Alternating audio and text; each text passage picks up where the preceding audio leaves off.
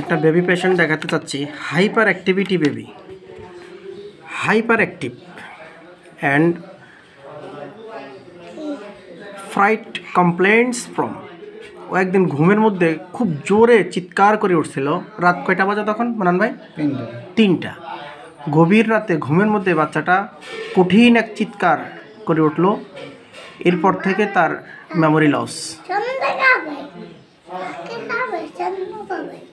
তারপর থেকে তার কনভালশন দেখা দিয়েছে। অনেক ট্রিটমেন্ট করার পরে মোটামুটি সে কনভালশনটা নাই, তবে হাইপার অ্যাক্টিভিটিটা খুব কঠিনভাবে খুব বেশি আকারে দেখা দিয়েছে। যে আমার এখানে বাচ্চাটা 1 থেকে 1.5-2 ঘন্টার মতো আছে, একটা মুহূর্তের জন্য তার কোনো স্থির বলতে কিছু নেই, এবং মাঝে মাঝে একটু গরম হলে মাথাটাকেও কোনো কিছুর মধ্যে খুব জোরে বাড়ি মারে, কি লোহা আছে না কাঠ আছে না ইট আছে, এবং তার মাথাকে ফেটে যাবে সে সেটাও জানে না। এবং অনেক সময় রাগ টাগ উঠলে গালিগালাজও মুখে দিয়ে এসে যায়, সোর চিৎকার করে।